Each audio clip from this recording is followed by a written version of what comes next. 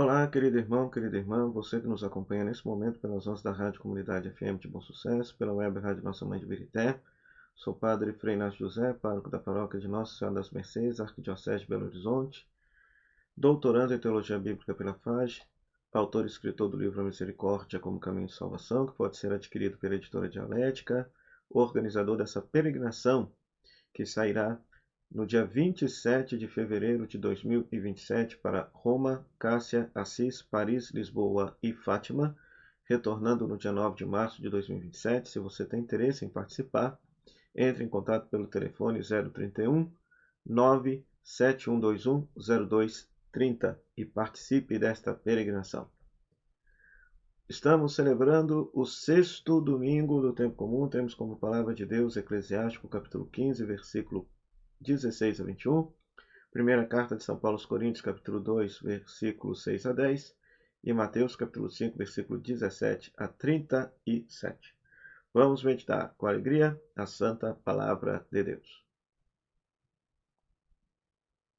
Se você está passando aqui pela primeira vez, se inscreva no canal, compartilhe com seus amigos, deixe o seu comentário e vamos divulgar a palavra de Deus, a meditação da palavra de Deus.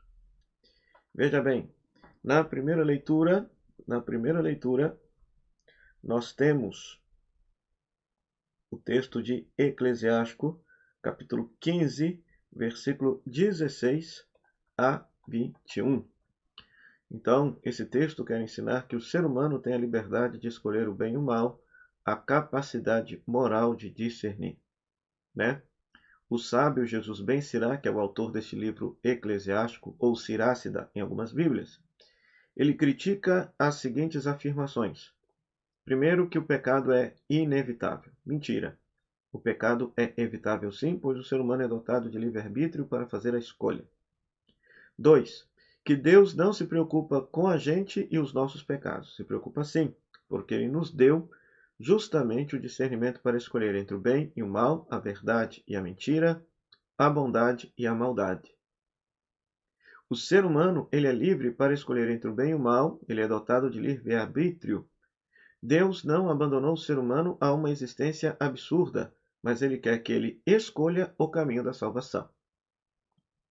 Então, essa primeira leitura basicamente quer nos ensinar isso, que Deus deseja que a gente escolha o bem.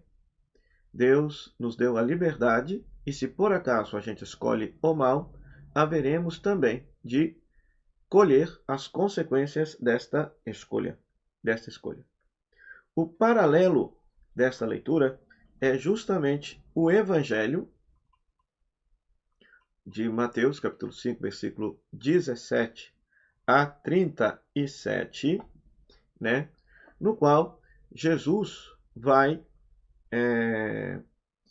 diante dos mandamentos da lei de Deus, ou seja, diante dos ensinamentos da Torá, Jesus vai propor a sua própria interpretação.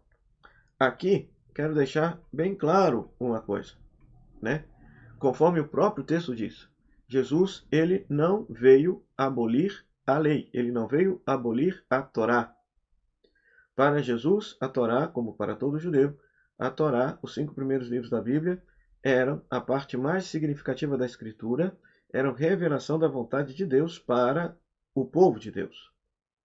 Contudo, o que acontecia no tempo de Jesus era que os fariseus fizeram dessa observância da Torá uma casuística, um formalismo tamanho, de tal maneira que a prática religiosa havia se tornado uma mera observância exterior, uma espécie de barganha para com Deus. Acreditava-se que seriam salvos por meio de uma observância estritamente legal. Então, toda esta parte do Evangelho, que está dentro do Sermão da Montanha, onde nós vamos ouvir Jesus dizendo, ouvistes o que foi dito, eu, porém, vos digo, Jesus está enquanto palavra de Deus encarnada, Jesus está enquanto Filho de Deus encarnado, dando a verdadeira interpretação destes mandamentos. Então, nesse texto se descreve a relação de Jesus e a Torá, a relação de Jesus e a lei, Jesus não quer facilitar, Jesus não quer abolir a Torá, não quer abolir a lei, mas ele quer salvar o ser humano do formalismo, da mera observância exterior para ganhar o céu.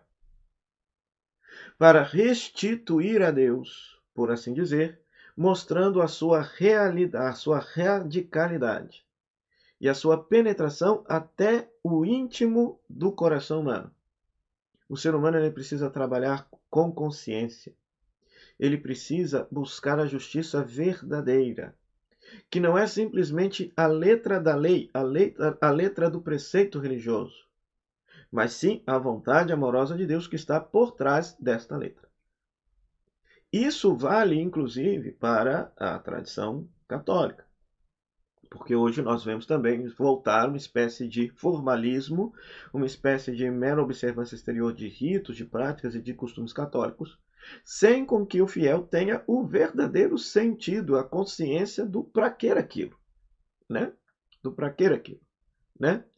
Então, quando Jesus, eu, porém, vos digo, Jesus está, enquanto palavra encarnada de Deus, revelando a verdadeira vontade do Pai do céu. A verdadeira vontade do Pai do céu. Então é muito interessante também que, do ponto de vista do catecismo católico, né, quase que 70% do catecismo, é justamente comentando cada um dos mandamentos da Torá, da lei de Deus, mas à luz daquilo que é a vontade de Deus manifestada em Jesus. Manifestada em Jesus. Né? Então, isso é muito interessante. E aqui, no caso, Jesus vai justamente interpretar 3 mandamentos. O não matar não significa somente tirar a vida da pessoa, mas o matar significa também, a partir de Jesus, cultivar um ódio, um ranço, uma raiva com consciência no seu coração para com a pessoa. Quando você já faz isso, você já está matando essa pessoa no seu coração. Depois, a questão do adultério não é simplesmente você ir às vias de fato com uma pessoa traindo o seu relacionamento, mas é desde já cobiçar esta pessoa no seu coração. Isso já seria a prática do adultério. E mais, a questão do não jurar em falso, né? O outro mandamento, de que Jesus realmente abole esse mandamento, dizendo, olha, que não se deve jurar de forma alguma, porque a palavra do ser humano deve ter plena validade. O sim, sim, o não, não. O que vem disso? Tudo que extrapolar isso vem do maligno. Então, percebe? Jesus radicaliza a lei, radicaliza os preceitos da Torá, fazendo com que eles possam ser vividos desde de dentro do coração, na sua mais profundidade, de uma forma muito mais profunda. Ok? Já na segunda leitura, e antes de passarmos para a segunda leitura, então, por que Deus deu, então, por exemplo, a lei, a Torá, para o povo de Deus? Simples, para que o povo não volte novamente à casa da escravidão, para que o povo não vive de forma bagunçada.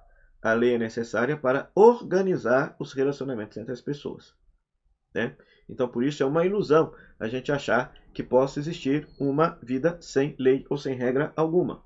Mas isso não significa, por outro lado, que devemos viver as leis e as regras, inclusive religiosas, simplesmente por uma mera obediência cega, mas não, é necessário entender o sentido e o porquê delas e como que elas nos vinculam com a vontade de Deus.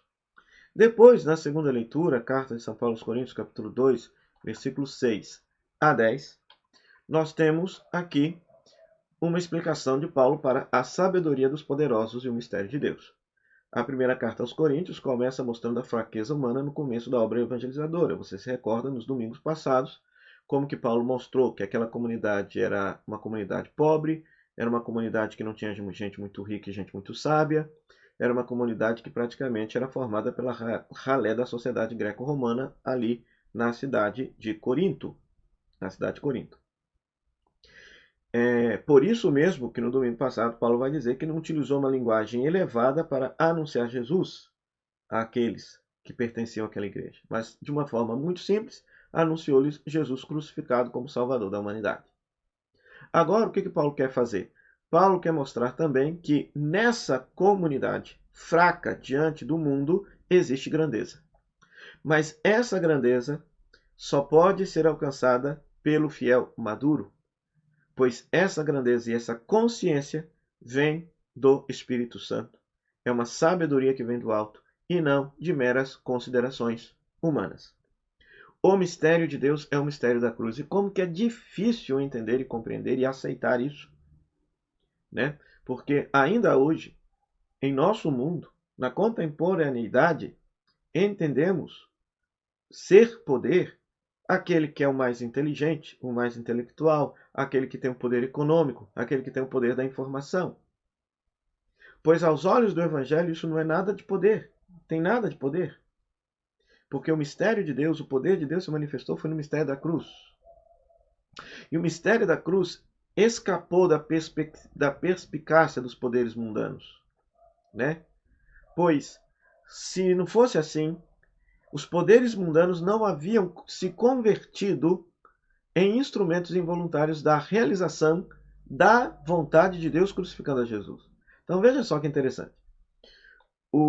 A segunda leitura deixa bem claro, olha só. Nenhum dos poderosos desse mundo conheceu sabedoria, pois se a tivesse conhecido, não teriam crucificado o Senhor da glória.